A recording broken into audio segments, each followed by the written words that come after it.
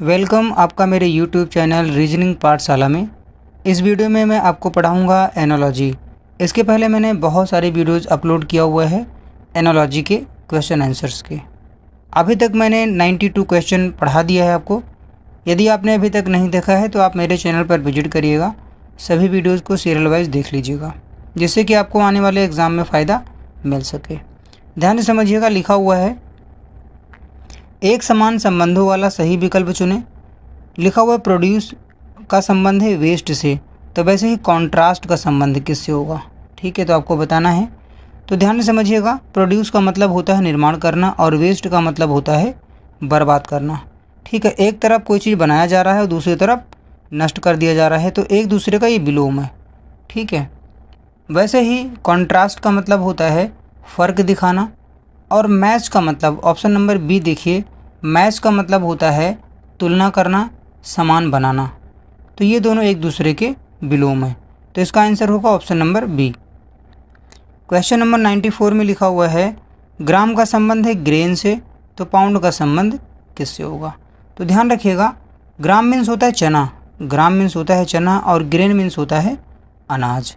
ठीक है, तो ये दोनों एक दूसरे से संबंधित हैं। इसी प्रकार से देखिए, चना एक अनाज है, तो वैसे ये पाउंड क्या है, पाउंड जो है भार मापने का एक पैमाना है, तो इसका आंसर होगा option number B, wait. Question number 95 में लिखा हुआ है फूड का संबंध है टॉय से, तो हैंड का संबंध किससे होगा। तो ध्यान रखिएगा, फूड मीन्स होता है पैर और टॉयज मीन्स होता है पैरों की उंगलियां, तो ये आपस में संबंधित हैं। तो वैसे ही हैंड संबंधित है हाथ की उंगलियों से, अर्थात फिंगर्स से, तो इसका आंसर होगा option number C. Question number 96 में लिखा हुआ है एवरेस्ट का संबंध है पीक से, तो वैसे ही यहाँ पर भी कोई दो शब्द आएंगे, जैसे कि एवरेस्ट और पीक आपस में संबंधित हैं वैसे ही। तो ध्यान रखिएगा, चोटियों में सबसे ऊंची चोटी जो है वो एवरेस्ट है, तो वैसे ही अब आपको इसमें फाइंड आउट करना है चार ऑप्शन में कि ऐसे ही क्या संबंध आपस में बना रहा है कौन सा ऑप्शन। तो ध्यान रखिएगा, इसका आंसर होगा ऑप्शन नंबर डी, जुपिटर और प्लैनेट, ये दोनों आपस में संबंधित हैं। किस प्रकार संबंधित है मैं आपको बता देता हूँ, ध्यान समझिएगा। देखिए, प्लैनेट मीन्स होता है ग्रह, ठीक है, और ग्रहों में सबसे बड़ा ग्रह कौन सा है, तो बृहस्पति है, ये आप ध्यान रखिएगा। उम्मीद करता हूँ समझ में आ गया होगा। प्लैनेट्स मीन्स होता है, ये जो लिखा हुआ है प्लैनेट मीन्स होता है ग्रह, और ग्रहों में सबसे बड़ा ग्रह कौन सा है, तो वो है जुपिटर। जैसे देखिए, पीक मीन्स होता है चोटी, और चोटियों में सबसे बड़ा क्या है, सबसे ऊँची चोटी कौन सी है, वो है एवरेस्ट, तो इसका आंसर होगा option number D. Question number 97 में लिखा हुआ है मोथ का संबंध है इंसेक्ट से, तो माउस का संबंध किससे होगा। देखिए, मोथ मीन्स होता है तितली के जैसा ही एक कीड़ा होता है, ये कीट होता है, ये आप ध्यान रखिएगा। ठीक है, और ये किसके अंतर्गत आता है, ये कीड़े के अंतर्गत आता है, इंसेक्ट के अंतर्गत। इंसेक्ट मीन्स होता है कीड़ा, तो वैसे ही देखिए माउस मीन्स होता है चूहा। ठीक है, और चूहा किसके अंतर्गत आता है, तो आपको ध्यान रखना है ये कृतंक प्राणी के वर्ग से संबंधित है, ये ध्यान रखिएगा। और कृतंक प्राणी होता किस मीन्स है, ये होता है option number A, rodent means होता है कृतंत प्राणी। क्वेश्चन नंबर 98 में लिखा हुआ है नाइट ब्लाइंडनेस का संबंध है साइट से, तो वैसे ही स्पीच का संबंध किससे होगा। तो ध्यान से समझिएगा, देखिए नाइट ब्लाइंडनेस का मतलब होता है हिंदी में रतौंधी, और रतौंधी संबंधित किससे है, इंग्लिश में लिखा हुआ है साइट, और हिंदी में बोला जाएगा दृष्टि से संबंधित है ये। ठीक, तो वैसे ही स्पीच, स्पीच मीन्स होता है भाषण। ठीक है, और इसका जो आंसर होगा ऑप्शन नंबर बी हो जाएगा, क्योंकि स्ट्यूटर मीन्स होता है रुक रुक कर बोलना। ठीक है, तो इसका आंसर होगा option number B. Question number 99 में लिखा हुआ है सरकमवेंट का संबंध है बाईपास से, तो वैसे ही कॉम्प्रिहेंसिबल का संबंध किससे होगा। तो ध्यान से समझिएगा, देखिए सरकमवेंट मीन्स क्या होता है, सरकमवेंट मीन्स होता है बाहर बाहर से निकल जाना। ठीक है, तो और बाईपास का मतलब क्या होता है, बाहर से बचकर निकल जाना। जैसे मान लीजिए आप कभी भी ट्रैवल जब करिए, बस से जा रहे हो, तो ऐसा होता है कि बस बाईपास होते हुए निकल जाती है। बाईपास का मतलब है कि सिटी में एंटर नहीं होती है, बाहर से ही निकल जाती है। ठीक है, तो दोनों ही एक दूसरे के समानार्थी शब्द हैं ये। ठीक, देखिए सरकमवेंट मीन्स होता है बाहर बाहर निकल जाना, और बाईपास मीन्स भी होता है बाहर बाहर या बच के निकल जाना। कॉम्प्रिहेंसिबल मीन्स होता है समझने योग्य, तो वैसे ही इसका समानार्थी होगा ऑप्शन नंबर ए, अंडरस्टैंडेबल होगा। ध्यान रखिएगा, इसका आंसर होगा option number A. Question number 100 में लिखा हुआ है एवेलेंच का संबंध है आइस से, तो वैसे ही वॉल्केनो का संबंध किससे होगा। ध्यान समझिएगा, एवेलेंच का मतलब होता है हिमस्खलन हिंदी में। ठीक है, और ये संबंधित किससे है? बर्फ़ से। अगर आप देखेंगे तो हिमस्खलन किससे होता है? हिमस्खलन का मतलब होता है कि बर्फ़ से ही इसकी उत्पत्ति होती है। वैसे ही वॉल्केनो मीन्स होता है हिंदी में ज्वालामुखी। ज्वालामुखी की उत्पत्ति लावा से होती है, ये आप ध्यान रखिएगा। तो अब आपको इंग्लिश में या इसमें देखना है कि लावा कहाँ पर लिखा हुआ है। तो ऑप्शन नंबर ए इसका आंसर हो जाएगा लावा।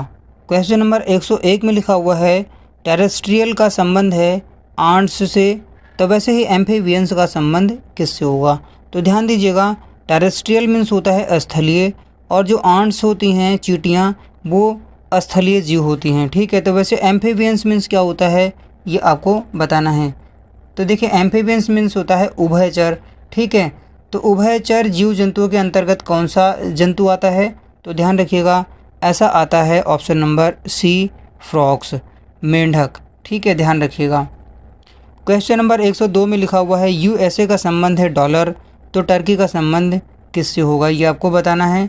तो देखिए यूएसए की जो मुद्रा है वो डॉलर है, तो उसी प्रकार टर्की की जो मुद्रा है वो क्या है?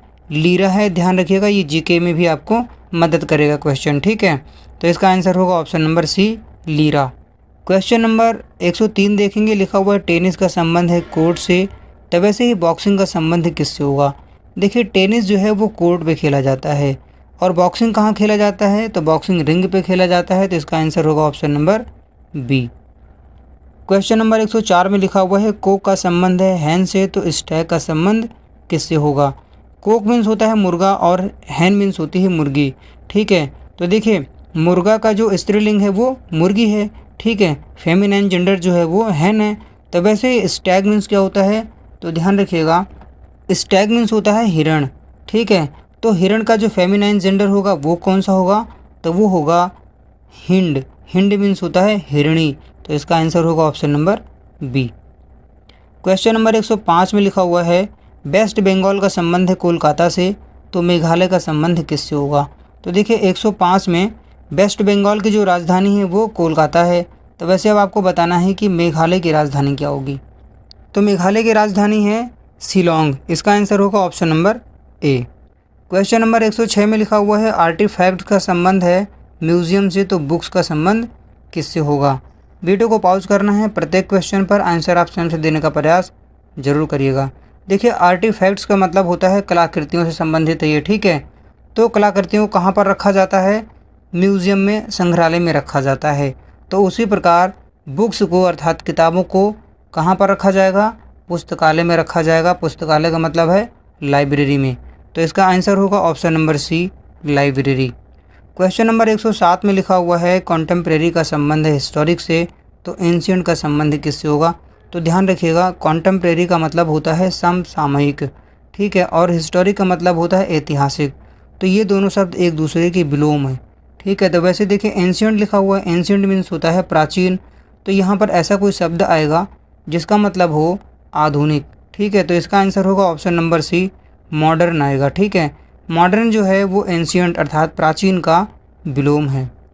क्वेश्चन नंबर 108 में लिखा हुआ है वोल्ट मीटर का संबंध है वोल्टेज से, तो अमीटर का संबंध किससे होगा ये आपको बताना है। तो ध्यान से समझिएगा, वोल्ट मीटर से वोल्टेज मापा जाता है। ठीक है, और अमीटर से धारा अर्थात करंट मापी जाती है, तो इसका आंसर होगा option number B. Question number 109 में लिखा हुआ है कार का संबंध है पेट्रोल से, तो लोकोमोटिव का संबंध किससे होगा? तो देखिए पेट्रोल ईंधन का इस्तेमाल कार में होता है। ठीक है, देखिए पेट्रोल ये है, कार ये है। पेट्रोल ईंधन के रूप में यूज़ किया जाता है कार में। तो वैसे ही लोकोमोटिव में क्या यूज़ किया जाता है ईंधन के रूप में? तो इसमें होता है कोयला। ठीक है, तो इसका आंसर होगा ऑप्शन नंबर सी कोल। ईंधन के रूप में लोकोमोटिव में यूज किया जाता है। क्वेश्चन नंबर 110 में लिखा हुआ है रिवर का संबंध है बैंक से, तो सी का संबंध किससे होगा ये आपको बताना है। तो ध्यान से समझिएगा, देखिए रिवर के तट को बैंक बोला जाता है। ठीक है, तो उसी प्रकार अब आपको देखना है कि सी अर्थात समुद्र के तट को क्या बोला जाएगा? तो उसको बोला जाता है शोर, तो इसका आंसर होगा ऑप्शन नंबर ए शोर। क्वेश्चन नंबर 111 में लिखा हुआ है फिश का संबंध है सूल से, तो गुड्स का संबंध किससे होगा? देखिए फिश इंग्लिश में है, हिंदी में बोला जाता है मछली, अर्थात फिश मीन्स होता है हिंदी में मछली, और सोल मीन्स होता है हिंदी में मछलियों का झुंड। गुड्स का मतलब होता है माल। ठीक है, सामान। तो वैसे ही सामान का जो भंडार होगा, ठीक है, स्टॉक, ठीक है। देखिए यहाँ पर गुड्स माल की बात हुई और यहाँ पर माल भंडार की बात की जा रही, ठीक है, स्टॉक की बात की जा रही है। तो इसका आंसर होगा ऑप्शन नंबर बी, स्टॉक। क्योंकि देखिए यहाँ पर पहले फिश की बात की गई, मछली, उसके बाद में बहुत सारी मछलियों की बात की गई है। भाई मछलियों के झुंड का मतलब क्या है, बहुत सारी मछलियाँ, ठीक है। तो इसका आंसर ऑप्शन नंबर बी हो जाएगा। क्वेश्चन नंबर 112 में लिखा हुआ है बैकएंड का संबंध है एम्प्टी से, तो सी डेट का संबंध किससे होगा। तो ध्यान से समझिएगा, बैकएंड का मतलब होता है खाली और एम्प्टी का मतलब भी होता है खाली। ये दोनों शब्द आपस में समानार्थी हैं, अर्थात समान अर्थ रखने वाले ये शब्द हैं, ये आपको समझना है, एक दूसरे के सिनोनिम है, ठीक है। तो वैसे देखिए सी डेट का मतलब होता है हिंदी में शांत, तो यहाँ पर जो दूसरा शब्द आएगा वो आएगा ऑप्शन नंबर ए, काम। काम का हिंदी होता है शांत।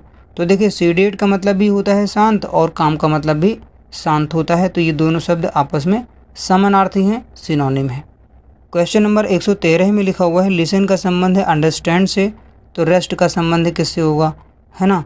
तो देखिए लिसन का मतलब होता है हिंदी में सुनना और अंडरस्टैंड का मतलब होता है समझना। अगर आप कोई चीज़ सुनोगे तभी तो उसको समझोगे।